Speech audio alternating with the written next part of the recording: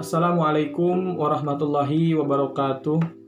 Perkenalkan, nama saya Asep Wildan dengan NPM 2110020075 bersama 5 rekan saya. Kami dari kelompok 3 Pendidikan Pancasila kelas A Ekonomi Syariah Universitas Siliwangi. Dalam kesempatan ini kami akan menjelaskan bab 7 materi tentang Pancasila sebagai dasar nilai ilmu pengetahuan atau pengembangan ilmu. Baik, untuk yang pertama, hakikat ilmu pengetahuan. Apa sih itu ilmu? Apa sih definisi dari ilmu? Ilmu berasal dari kata alima, kata bahasa Arab yang berarti pengetahuan, yang diekuivalenkan dengan sains, yaitu pengetahuan juga. Apa sih isi ilmu pengetahuan itu? Ilmu pengetahuan mengandung 3 kategori, yaitu hipotesis, teori, dan dalil hukum. Ilmu itu haruslah sistematis dan berdasarkan metodologi. Dan juga ilmu pengetahuan itu harus mencakup data-data yang valid dan tervalidasi. Jadi setiap pengetahuan harus menggunakan data-data yang bisa dipertanggungjawabkan. Selanjutnya, apa sih itu pengetahuan? Pengetahuan secara etimologis berasal dari dalam bahasa Inggris, yaitu knowledge. Selanjutnya, yaitu apa sih perbedaan antara ilmu dan pengetahuan? Menurut Kamus Besar Bahasa Indonesia, pengetahuan diambil dari bahasa Inggris, yaitu knowledge.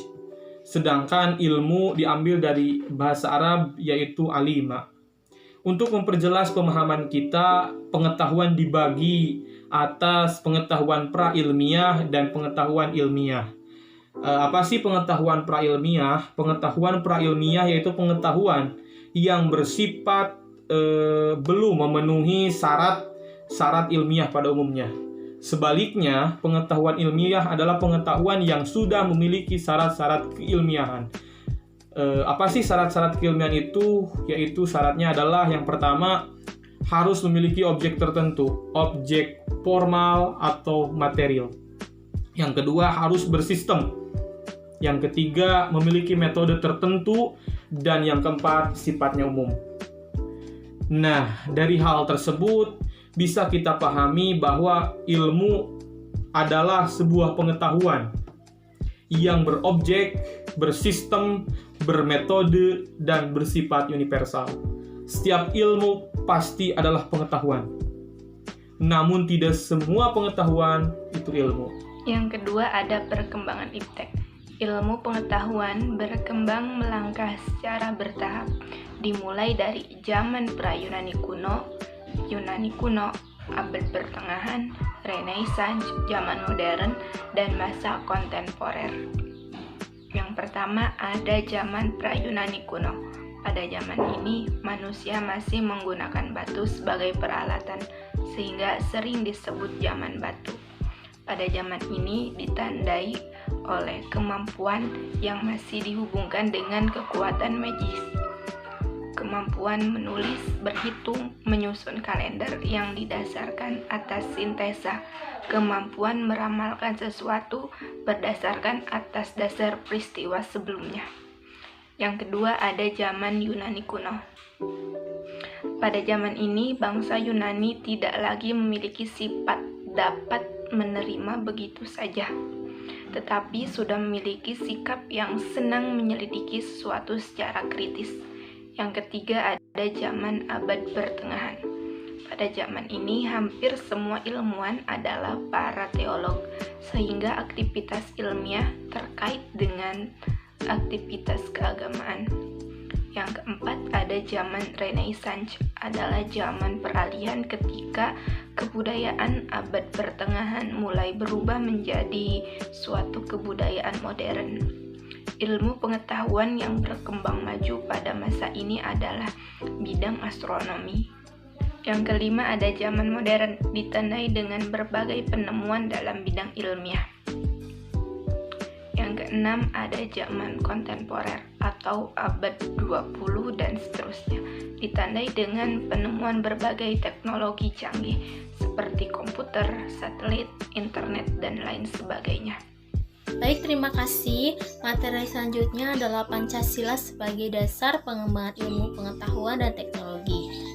Kita telah mengetahui Pancasila sebagai ideologi yang merupakan negara kristalisasi nilai-nilai budaya dan agama dari bangsa Indonesia.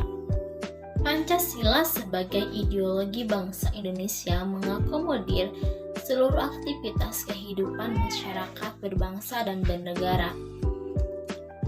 Demikian pula hanya dalam aktivitas ilmiah. Oleh karena itu, perumusan Pancasila sebagai paradigma ilmu bagi aktivitas ilmiah di Indonesia merupakan sesuatu yang bersifat niscaya. Sebab pengembangan ilmu yang terlepas dari nilai ideologi bangsa justru dapat mengakibatkan tumbuhnya sekularisme seperti yang terjadi pada zaman Renaissansi di Eropa. Bangsa Indonesia memiliki akar budaya dan religi yang kuat dan tumbuh sejak lama dalam kehidupan masyarakat. Sehingga manakala pengembangan ilmu tidak berakar pada ideologi bangsa, sama halnya dengan membiarkan ilmu berkembang tanpa arah dan orientasi yang jelas. Dikti 2016. Selanjutnya adapun nilai-nilai Pancasila sebagai pengembangan ilmu pengetahuan dan teknologi terkandung dari setiap sila Pancasila diuraikan sebagai berikut. Sila pertama nilai ketuhanan. Ketuhanan yang Maha Esa. Sila ini memberikan dasar bahwa iptek tidak hanya memikirkan apa yang ditemukan, apa yang dibuktikan, dan apa yang diciptakan, tetapi juga harus dipertimbangkan maksud dan akibatnya. Apakah merugikan manusia dan masyarakat serta alam sekitarnya? Ini menempatkan manusia di alam semesta bukan sebagai pusat, melainkan sebagai bagian yang sistemik dari alam yang diolahnya. Kemudian yang kedua yaitu nilai kemanusiaan sebagai dasar pengembangan ilmu.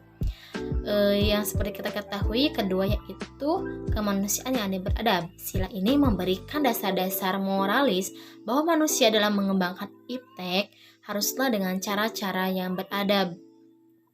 Karena iptek bukan untuk kesombongan dan keserakahan. Selanjutnya keempat, nilai kerakyatan sebagai dasar pengembangan ilmu. Dalam sila keempat ini, kerakyatan yang dipimpin oleh hikmat kebijaksanaan dalam permusyawaratan perwakilan. Sila ini mendasari bahwa pengembangan iptek itu haruslah bersifat demokratis karena memiliki ilmu kebebasan untuk mengembangkan iptek. Namun ilmuwan juga harus menghormati dan menghargai kebebasan orang, serta memiliki sikap yang terbuka untuk dikritik, dikaji ulang, maupun dibandingkan dengan penemuan dari teori lainnya. Kemudian yang terakhir, yang kelima, nilai keadilan sebagai dasar pengembangan ilmu. Sila kelima yaitu keadilan sosial bagi seluruh rakyat Indonesia. Sila ini sebagai dasar pengembangan iptek dalam menjaga keseimbangan, keadilan, dan kehidupan manusia, yaitu keseimbangan keadilan dalam hubungannya dengan dirinya sendiri dan manusia dengan Tuhannya, serta antara manusia dengan manusia lain, manusia dengan masyarakat, bangsa, dan negara, serta manusia dengan alam lingkungannya. Dari 5 nilai dasar Pancasila yakni ketuhanan, kemanusiaan, persatuan kerakyatan, dan keadilan merupakan fondasi yang paling kuat bagi manusia, bagi bangsa Indonesia untuk mengembangkan iptek dengan syarat mutlak iptek tersebut tidak bertentangan dengan nilai-nilai Pancasila. Sekian dari saya, terima kasih. Untuk materi selanjutnya yaitu tentang urgensi kedudukan Pancasila sebagai dasar pengembangan IPTEK. Nah, di dalam urgensi kedudukan Pancasila sebagai dasar pengembangan IPTEK ini memiliki berbagai macam pengertian. Untuk pengertian yang pertama, bahwa IPTEK itu tidak bertentangan dengan nilai-nilai Pancasila. Dalam artian, IPTEK ini berkembang secara otonom dan seiring berjalannya waktu dapat beradaptasi dan menerapkan nilai-nilai Pancasila ke dalam ilmu pengetahuan dan teknologi tersebut. Untuk makna yang kedua yaitu bahwa ilmu pengetahuan dan teknologi itu harus menyertakan nilai-nilai Pancasila, karena sudah kita ketahui bahwa sejak awal adanya IPTEK, nilai-nilai Pancasila itu harus diterapkan ke dalam ilmu pengetahuan dan teknologi tersebut. Untuk makna selanjutnya yaitu nilai-nilai Pancasila itu sebagai rambu normatif. Dalam artian di sini terdapat role of the gens yang harus disepakati oleh para ilmuwan sebelum mengembangkan IPTEK itu sendiri.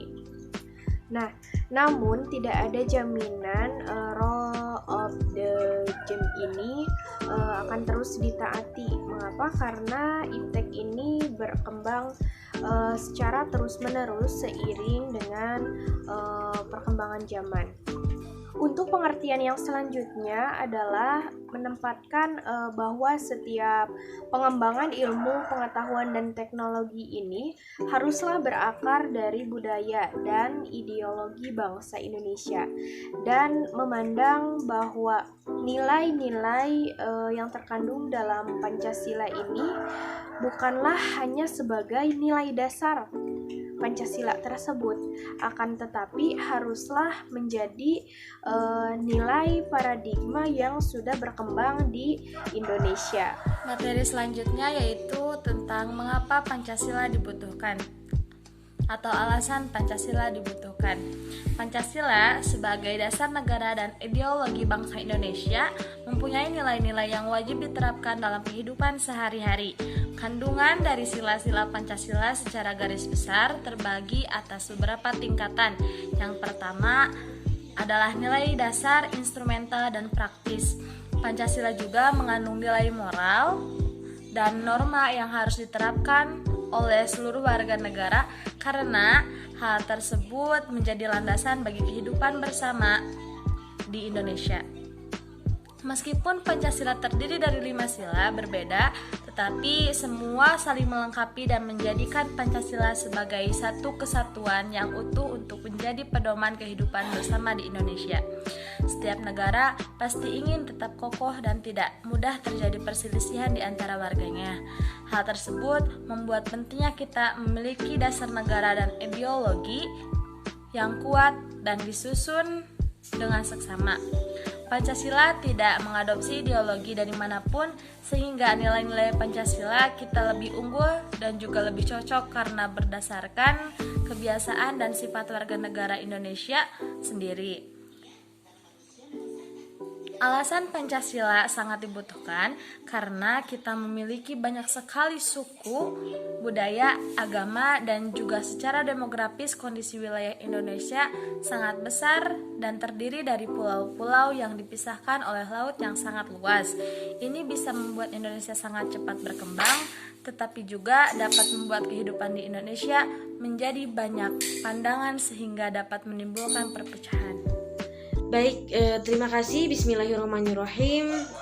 Pada kesempatan kali ini saya akan mencoba menjelaskan tentang kaitan antara Pancasila dengan ekonomi. Baik teman-teman, bisa kita lihat ya perbandingan antara sistem ekonomi Islam dengan sistem ekonomi yang ada di Indonesia yang mengacu atau menganut nilai-nilai sila Pancasila. Yang pertama, mengenai ekonomi Islam. Sistem ekonomi Islam merupakan sistem ekonomi yang sangat mandiri dan berbeda dengan sistem ekonomi lainnya. Sesuai dengan apa yang diucapkan oleh Suroso Imam Jajuli, ada 3 aspek pembeda antara ekonomi Islam dengan sistem ekonomi liberal, kapitalis, dan yang lainnya, termasuk komunis. Yang pertama ada pembedanya ada pada aspek dasar, asumsi dasar pada syariat.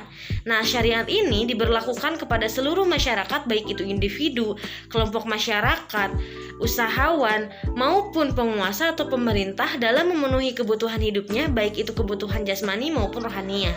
Kemudian yang kedua, prinsip ekonomi Islam. Prinsip ekonomi Islam itu menganut prinsip efisiensi dan manfaat dengan tetap menjaga kelestarian lingkungan alam. Dan yang terakhir bisa dilihat dari motifnya. Nah, motif di dalam sistem ekonomi Islam ini merupakan motif yang mencari keberuntungan di dunia dan akhirat selaku khalifatullah dengan jalan ibadah dalam arti yang luas. Kemudian yang selanjutnya adalah sistem ekonomi Pancasila. Di Indonesia sendiri, sistem ekonomi yang dianutnya adalah sistem ekonomi yang mengacu pada nilai-nilai dasar Pancasila sebagai suatu nilai bangsa untuk mewujudkan atau yang bertujuan untuk mewujudkan keadilan sosial bagi seluruh rakyat Indonesia.